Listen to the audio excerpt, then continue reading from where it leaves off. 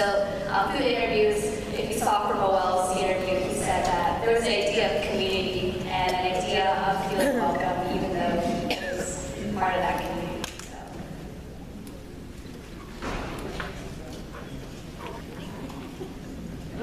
I've got one here.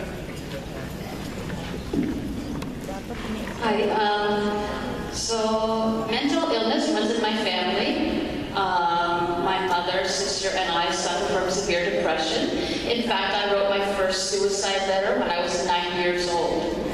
Yet whenever I went to church, and I was very active as a young adult, and I was part of youth groups, I went to confirmation and everything like that, all I would hear from the community, from the priests, were, think about how your parents have suffered for you. Think about how Christ has suffered for you. And all I felt was guilt and anger. And eventually I renounced my faith in God and church. I am now an atheist. I do not believe in God now. I'm also a queer Filipino, so I have also felt the exclusion of the church and people from the Catholic Church. I would like to ask the priests and everybody else, how have you changed in ministering to the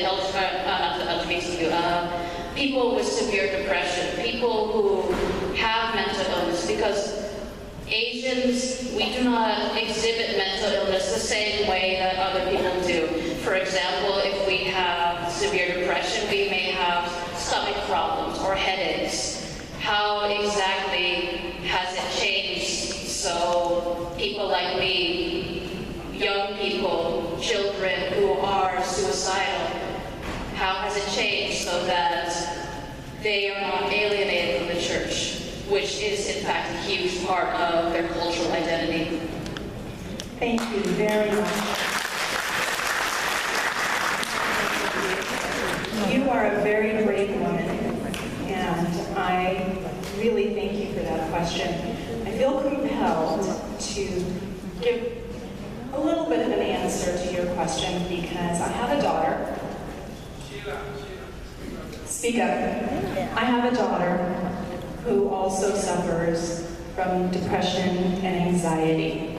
And being very faithful in church, I think the first thing that comes to mind to answer your question is we talk about home, and we also talk about generations, generational. And I think that I know previous generations before me did not understand mental illness like we do today. Mental illness was a stigma, like there was something wrong with us. So first and foremost, on behalf of all of us here today, I want to apologize for the answers that you received and how that made you feel. In no way, shape, or form was that right at all. Because we, as we stand here today, we are all made in the image and the likeness of God. So there's no excuse, but what I offer to you is my personal experience. Because I understand growing up, when my grandmother would tell me, oh, don't be like that, or why are you like that, without understanding the feelings inside. I will give the mic over to the priests to answer the question in a minute, but again, it comes back to education, tolerance, acceptance. I even have gone to a couple of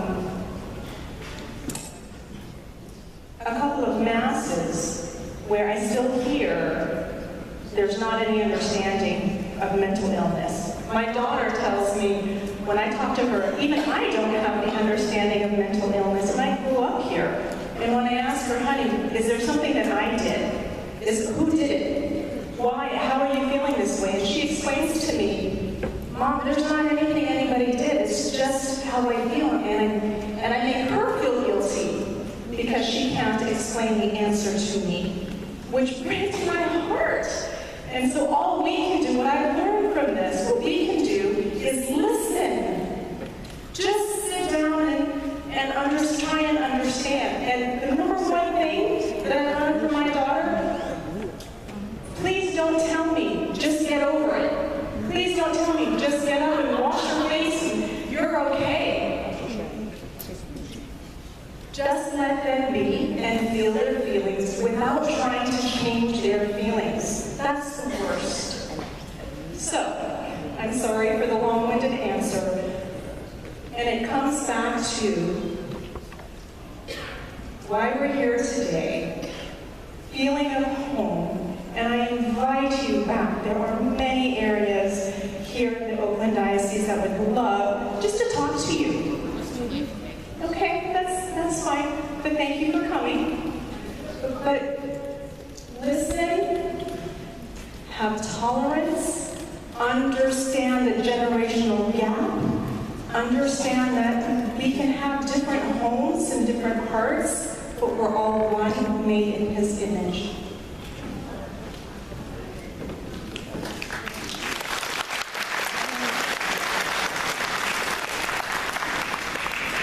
Education is a very important aspect. Not all of us can truly understand this particular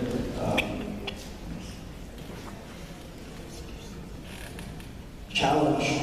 So in my deanery, this is Deanery 13, from San Lorenzo to Union City, we are now talking about a committee among the 7 parishes that will tackle this particular issue.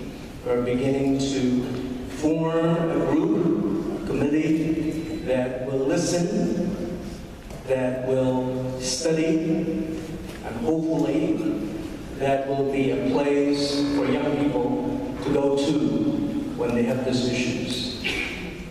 We don't have all the answers. Some of our answers, because of lack of education, are very poor. But we're trying to do something, hopefully, for our young people who have this particular challenge in their lives.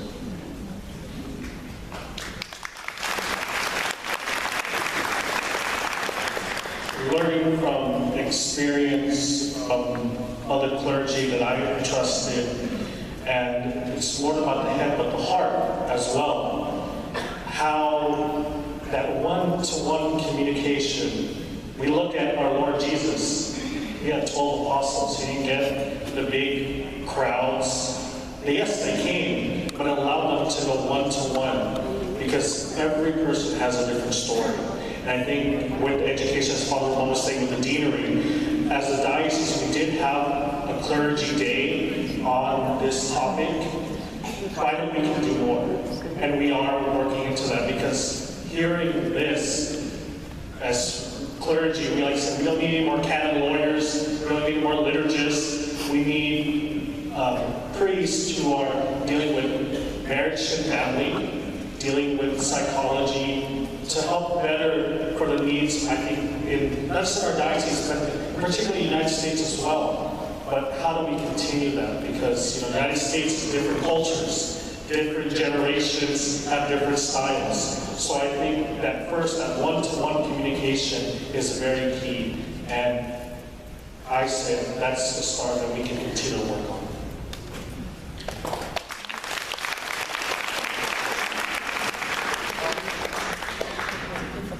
Hello. Actually, I have